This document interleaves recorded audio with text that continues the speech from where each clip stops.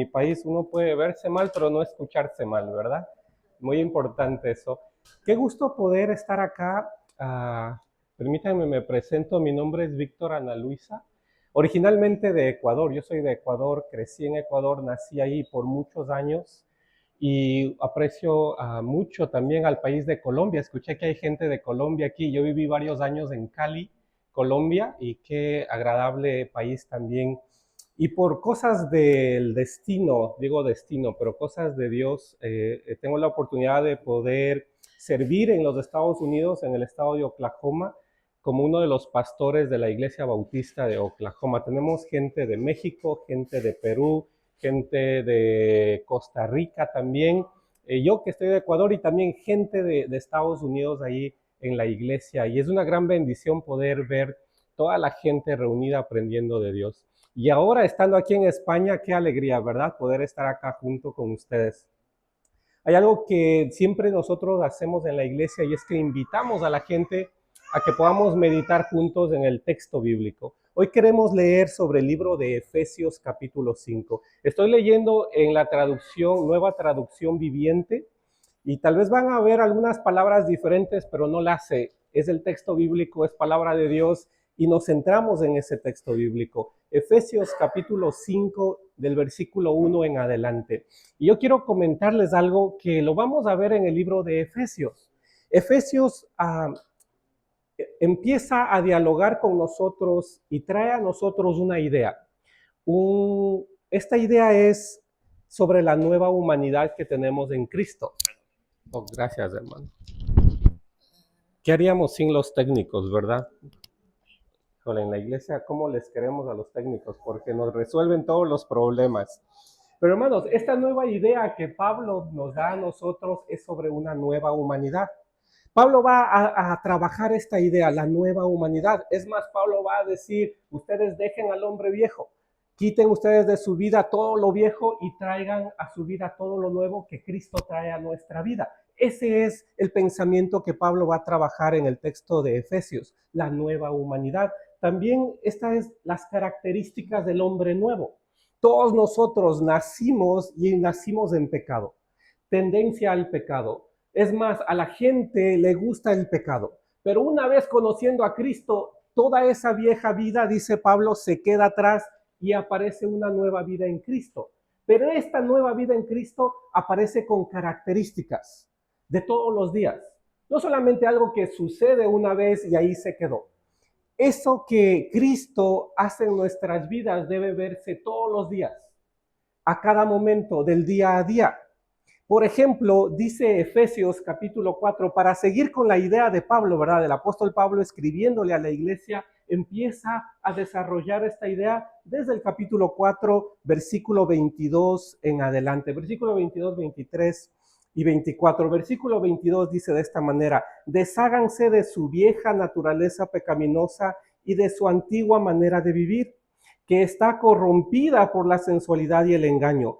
En cambio, dejen que el Espíritu les renueve los pensamientos y las actitudes. Versículo 24, pónganse la nueva naturaleza creada para ser a la semejanza de Dios, quien es verdaderamente justo y verdaderamente santo. Esta es la idea de Pablo. Ha habido una vieja naturaleza en ustedes, una vieja humanidad en ustedes, pero hay que desechar esa humanidad y hay que traer a nuestra vida esta nueva humanidad que Cristo nos da. Esta idea Pablo lo va a repetir en capítulo 5 y en capítulo 5 nos va a hablar sobre las características del hombre nuevo. Estas características son prácticas de los hábitos que nosotros tenemos de todos los días.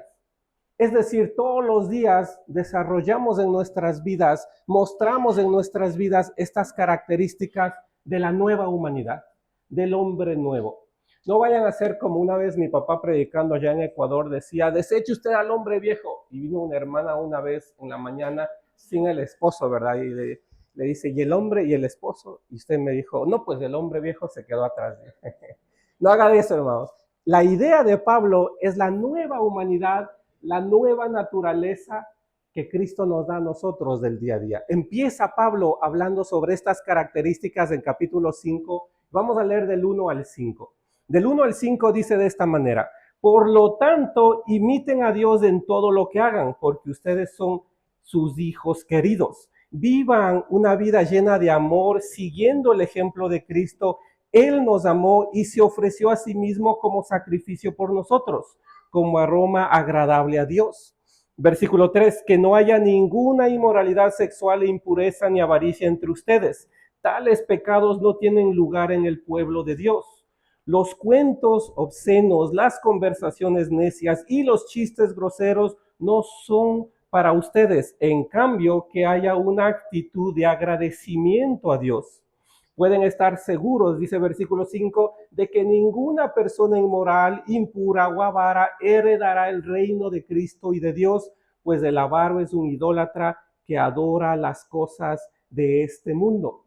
Aquí Pablo empieza a desarrollar las características del hombre nuevo, de la nueva humanidad que debe estar en todos los días. En la situación en Éfeso, cuando Pablo escribe esta carta, Pablo funda la iglesia y 6 años después Pablo escribe esta carta. Y Pablo, que se dirige a la iglesia, Pablo sabe que la comunidad de Éfeso es una comunidad que practica la idolatría. Culturalmente habían muchos dioses y era bueno adorar a estos dioses. Culturalmente la gente practicaba estos cultos a los dioses paganos. Pero Pablo le dice a la iglesia, ahora que ustedes son de Cristo, ahora que ustedes tienen una nueva humanidad, una nueva naturaleza, ustedes no deben vivir de esa manera, practicar esas cosas. Y Pablo habla de virtudes y de vicios. Y la primera virtud que la iglesia debe vivir, dice, ustedes son hijos de Dios. Ustedes son hijos queridos de Dios. Dice, imiten ustedes a Dios. Esta es una de las primeras veces que Pablo va a decir, imiten a Dios. Pablo va a decir repetidas veces, imítenme a mí así como yo imito a Cristo. Pero aquí Pablo dice, ustedes deben imitar a Dios. Y esta manera de imitar a Dios va a decir, versículo 2, ustedes vivan en el amor, siguiendo el ejemplo de Cristo. Él los amó a ustedes primero. Una de las virtudes más grandes de la vida cristiana es el amor. Y el amor sacrificial, el amor que se entrega, el amor que ayuda. Pero este amor debe ser de todos los días. Es un amor que se debe demostrar en el día a día. Pablo aquí empieza diciendo, ustedes imiten a Cristo, pero imítenlo en el amor. Imítenlo en esta virtud que es el amarse unos a otros. Y él habla de este amor que se ofreció a sí mismo como sacrificio por nosotros. Esa es la primera virtud. Ustedes son hijos de Dios y deben imitarlo en el amor. Un amor de sacrificios, un amor que ayuda, un amor que se esfuerza por acercarse al otro, un amor que brinda una ayuda a alguien que necesita de una mano. Ese amor sacrificial, esa es la primera virtud. Pero va a hablar Pablo también de ciertos vicios, que era parte de la cultura de Éfeso. Y Pablo va a decir, ustedes no sean parte de lo que tal vez culturalmente es aceptable, pero los estándares de la nueva naturaleza en Cristo están por arriba de los estándares culturales. ¿Cuál era el estándar cultural de Éfeso? La inmoralidad sexual, la avaricia, la impureza. Eso, dice Pablo, no tiene lugar en el pueblo de Dios. Aquí hay otra virtud. Ustedes, dice Pablo, son pueblo de Dios. Pablo empieza diciendo, ustedes son hijos de Dios. Pero también dice Pablo, ustedes son pueblo de Dios. Y como pueblo de Dios deben vivir la virtud de ser pueblo de Dios y no practicar lo que tal vez culturalmente es aceptable. Tal vez lo que culturalmente es bien visto, pero en su nueva naturaleza, en su nueva humanidad, no está bien. Y deben vivir más bien como pueblo de Dios. Una vez más, hermanos, el problema de Éfeso al cual Pablo se refiere, la inmoralidad, la avaricia, los cuentos obscenos, las conversaciones necias, los chistes groseros, dice Pablo, no son para ustedes. Y ustedes se dan cuenta que estas características o esos vicios es de todos los días. Cuando uno llega al colegio o a la escuela y los chistes groseros, los cuentos de inmoralidad, Es algo que se presenta de todos los días. Pero dice Pablo, culturalmente eso está ahí en la cultura, pero entre ustedes que no haya eso, porque ustedes son pueblo de Dios. ¿Verdad que Pablo da un estándar mucho más alto a los que son cristianos, a los que son hijos de Dios? Y Pablo dice, ustedes son hijos de Dios, ustedes son pueblo de Dios y no practiquen esto. Pero es más, Pablo les va a decir ya al final del versículo 4, en cambio que haya una actitud de agradecimiento a Dios en ustedes. Hermanos, ¿ustedes se imaginan vivir de esta manera? Vivir reconociendo que somos hijos de Dios. Vivir reconociendo que somos pueblo de Dios. Y vivir con una actitud agradecida a Dios. Y uno dice, pero agradecerlo ¿de qué? De muchas cosas. De lo primero, de la nueva humanidad que nos da. De ese ejemplo de amor sacrificial que nos da. Cuando uno vive agradecido a Dios, una actitud agradecida a Dios, hermanos, es una persona que ama, una persona que se esfuerza por vivir como pueblo de Dios. La persona que tiene esa actitud agradecida a Dios muestra esas características de la nueva humanidad. ¿Sí me siguen, verdad? Muy importante, Pablo desarrolla este pensamiento de la nueva humanidad. Ustedes son una nueva persona, nueva humanidad. Pero miren, Pablo nos habla de virtudes y de vicios, pero también nos va a hablar de la condición de los creyentes, cómo eran antes y cómo eran después de su encuentro con Jesús. Miren, dice versículo 6 al versículo 9. Versículo 6 dice de esta manera, no se dejen engañar por los que tratan de justificar esos pecados, porque el enojo de Dios caerá sobre todos los que lo desobedecen. Versículo 7, no participen en las cosas que hace esa gente, pues antes ustedes estaban llenos de oscuridad, pero ahora tienen la luz que proviene del Señor. Por lo tanto, vivan como gente de luz. Versículo 9, pues esa luz que está dentro de ustedes produce solo cosas buenas, rectas y verdaderas. Hermanos, aquí Pablo nos habla sobre la condición de los creyentes, cómo eran antes. Vivían en la oscuridad. Y como vivían en la oscuridad, participaban de todas esas cosas que aunque están en la cultura, no son buenas. Participaban en todo eso. Antes vivían en la oscuridad. Pero Pablo dice, pero ya no vivan en la oscuridad porque ahora ustedes son gente de luz. ¿De qué está hablando Pablo? De la nueva humanidad. Tenemos una nueva humanidad. Pero ahora como ustedes tienen esta nueva humanidad de Cristo en ustedes, ahora ustedes son gente de luz. Y la luz solamente produce cosas buenas, rectas y verdaderas. ¿Sabe usted que la ética del cristiano, la vida moral del cristiano, debe ser coherente con el mensaje de Cristo? Es decir, nosotros no podemos actuar de una manera y hablar de otra manera. Nuestro actuar y nuestro decir, las cosas que decimos deben ser coherentes.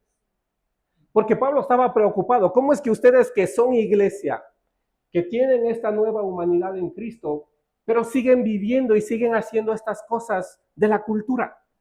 Las inmoralidades, los cuentos obscenos, la avaricia, cosas de la cultura. Ustedes que ahora tienen esta nueva humanidad de Cristo, son gente de luz, ya no de la oscuridad, y ahora en ustedes la luz solamente debe producir cosas buenas, rectas y verdaderas. Son características de la nueva humanidad. ¿Usted se ha puesto a pensar de la nueva humanidad que tenemos en Cristo? Y teniendo esta nueva humanidad, no solamente la gran bendición que tenemos, sino también la gran responsabilidad que eso trae. Porque Pablo dice, ustedes ahora que son de la luz deben producir, ojo a eso, dicen en Colombia, yo lo aprendí, ojo al parche, decían ahí. Debe producir cosas buenas, rectas y verdaderas. Ustedes. Pablo le está pidiendo a la iglesia que aunque la cultura hace ciertas cosas, ustedes deben vivir de otra manera porque tienen una nueva humanidad en Cristo. Pablo habla de los vicios que la gente tiene, pero también habla de las virtudes que ustedes tienen. Hijos de Dios, pueblo de Dios, una actitud agradecida a Dios. Pablo habla de las cosas que culturalmente tal vez podrían ser aceptadas, pero ustedes que tienen la nueva humanidad y la luz en ustedes, ¿qué deben producir? Cosas buenas, rectas y verdaderas, cosas que agraden a Dios. Pero Pablo sigue desarrollando esta idea. Versículo 10 al versículo 14, y vamos terminando. Dice versículo 10 de esta manera: averigüen bien lo que le agrada al Señor. No participen en las obras inútiles de la maldad y la oscuridad. Al contrario, sáquenlas a la luz. Versículo 12, es vergonzoso siquiera hablar de las cosas que la gente malvada hace en secreto. Versículo 13, no obstante, sus malas intenciones se descubrirán cuando la luz las ilumine, porque la luz hace todo visible. Por eso dice, despiértate tú que duermes, levántate de los muertos y Cristo te dará la luz. Este es un coro al final del versículo 14 que la iglesia lo tenía y lo repetía en sus reuniones. Despiértate tú que duermes, levántate de los muertos y Cristo te dará la luz. Y Pablo habla una vez más acerca de lo que le agrada al Señor, de lo que es vivir en la luz y de lo que es vivir en la oscuridad. Dice Pablo, lo que hacen en la oscuridad debería darles vergüenza. Porque lo importante es lo que usted debe ser y debe hacer. Y usted es un hijo de Dios y debe hacer lo que un hijo de Dios haría, cosas buenas, rectas y verdaderas. Pero las cosas que están en la oscuridad regularmente son cosas vergonzosas. Lo que uno hace a escondidas son aspectos de la vida humana que uno diría, pero ¿por qué lo estoy haciendo? ¿Por qué estas cosas están en mi vida? Sacarlos a la luz y dejar que Dios renueve eso, haga algo diferente, que aquello de la oscuridad cambie a los aspectos de la luz, algo bueno, recto y verdadero. Y Pablo, conociendo a la iglesia, repite algo que la iglesia ya lo sabía: despiértate tú que duermes, levántate de los muertos y Cristo te dará la luz. Hermanos, esta es la nueva humanidad, la nueva naturaleza.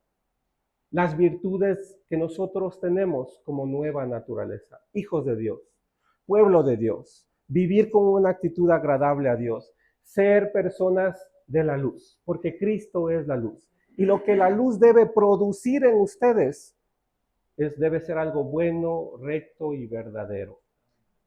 Dos cosas importantes que nos enseña este texto bíblico. El primero, el evangelio, hermanos, debe afectar cada parte de nuestras vidas. No es posible que solamente afecte una esfera de mi vida. Debe afectar todas las esferas de mi vida. Y aquí Pablo habla del día a día, de cómo somos en el trabajo, o en la escuela, o en el colegio, o en la universidad, en las reuniones familiares, en la iglesia. El evangelio debe afectar todas las esferas de mi vida, renovar todas las esferas de mi vida. Eso es importante. Y todo lo que está en la oscuridad debe ser sometido a la luz, para que Cristo lo cambie, para nosotros vivir esa nueva humanidad en Cristo, para que las características de esta nueva humanidad se hagan presentes en nuestra vida. Segundo, algo muy importante que nos enseña este texto bíblico. Lo segundo, hermanos, póngale oído a esto. La cultura no define quiénes somos. Somos hijos de Dios llamados a vivir a Cristo. La cultura, hay aspectos de la cultura que son positivas, buenas, pero hay aspectos de la cultura que son malas, negativas. Eso es lo que está pasando en Éfeso. Hay aspectos culturales que pueden ser aceptados, que pueden ser bien vistos, que uno diría, híjole, todo el mundo lo hace, entonces hagámoslo porque todo el mundo lo hace. Pero la cultura no define quiénes somos. Pablo dice, ustedes son hijos de Dios. Ustedes son pueblo de Dios. El evangelio está por arriba de la cultura. El evangelio debe transformar los aspectos culturales. La cultura debe ser sometida al Evangelio y el Evangelio transformar la cultura. La cultura no define quiénes somos. Nosotros somos hijos de Dios llamados a vivir a Cristo, a vivir en la luz. Estas dos cosas importantes que nos lo tengamos en nuestras mentes y corazones. El Evangelio debe afectar cada área de nuestras vidas. Y si hay un área de nuestra vida que no está afectada por el Evangelio, es importante traerlo a la luz. Lo segundo, la cultura puede decir muchas cosas, hacer muchas cosas, proponer muchas cosas, pero aún la cultura debe estar sometida al Evangelio y debe ser transformada. La cultura no nos define. La cultura no dice quiénes somos, ni qué hacemos, ni hacia dónde vamos, pero sí el Evangelio. Y somos hijos de Dios llamados a vivir a Cristo en esta cultura, ¿verdad? ¿Me acompañan orando? Padre, agradecemos, Señor, este tiempo que estamos juntos. Agradecemos, Señor, por esta iglesia Esperanza.